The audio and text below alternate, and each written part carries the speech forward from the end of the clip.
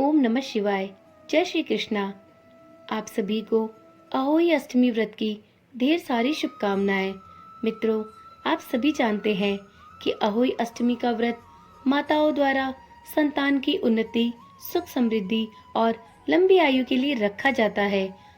अहोई अष्टमी अहोई माता यानी माँ गौरा की पूजा का दिन है। माँ पार्वती का ही स्वरूप अहोई माता है।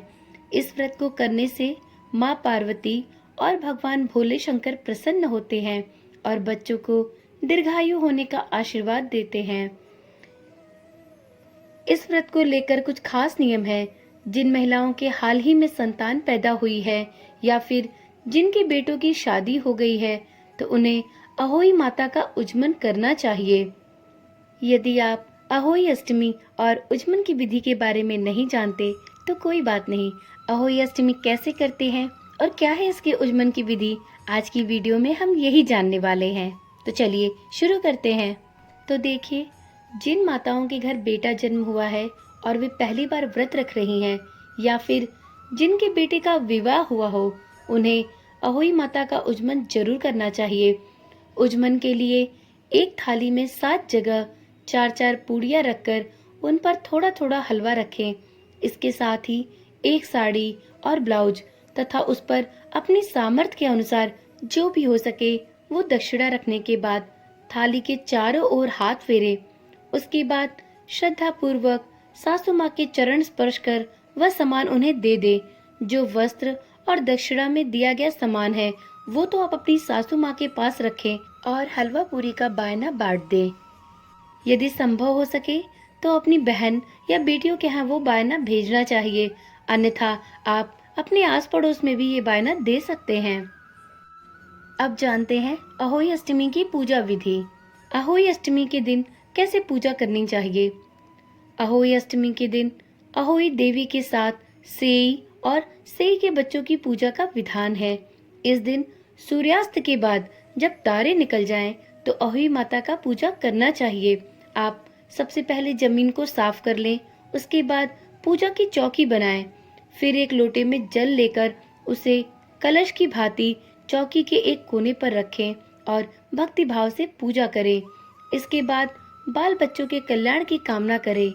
साथ ही अहोई अष्टमी की व्रत कथा का श्रद्धा पूर्वक श्रवण करें, क्योंकि ऐसा माना जाता है कि कोई भी व्रत पूजा तब तक सफल नहीं होती जब तक कि उसकी व्रत कथा का श्रवण ना कर लिया जाए।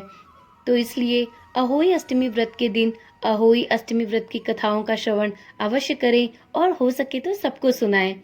इसी चैनल पर अहोई अष्टमी व्रत कथा भी डाली हुई है, आप चाहें तो उसको देख सकते हैं।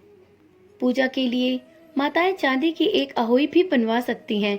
यदि संभव हो, आपके सामर्थ्य में हो, तो आप ऐसा कर सकती हैं, जिसे बोलचाल की भाषा में स्याऊ भी कहते हैं। उसमें चांदी के 2 मोती डालकर विशेष पूजन किया जाता है।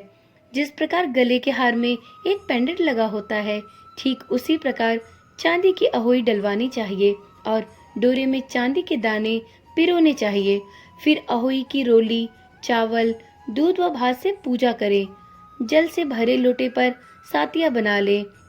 एक कटोरी में हलवा और रुपए निकाल कर रख दें और गेहूं के 7 दाने लेकर अहोई माता की कथा सुने।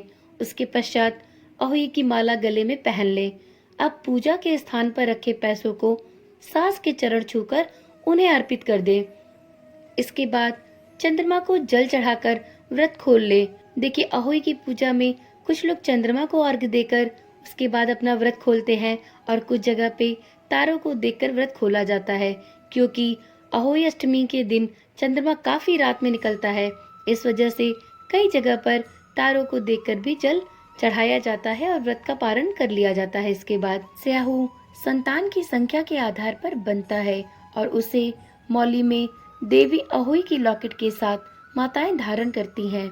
इस माला को अष्टमी के दिन धारण करने के बाद दिवाली तक लगातार पहने रहना होता है और दिवाली के दिन जो आपने अहोई अष्टमी के दिन जल भरे करवे रखे हैं, उस पवित्र जल से बच्चों के स्नान कर लेने के बाद उन्हें तिलक करके अपनी अहोई माला को सुरक्षित स्थान पर रख देना चाहिए।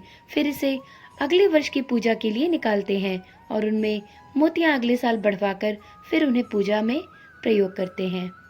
इस प्रकार व्रत करने वाली माताएं इस माला को अपने गले में अहोई अष्टमी से लेकर दिवाली तक धारण करती हैं। यदि वीडियो पसंद आई हो तो वीडियो को लाइक करें और इस चैनल को अवश्य ही सब्सक्राइब करें, जिससे आपको इसी प्रकार की जानकारी वाली वीडियोस मिलती रहे। तो फिर मिलते हैं अगली वीडियो में। तब तक के लिए अपना ख्याल रखिए और स्वस्थ रहिए।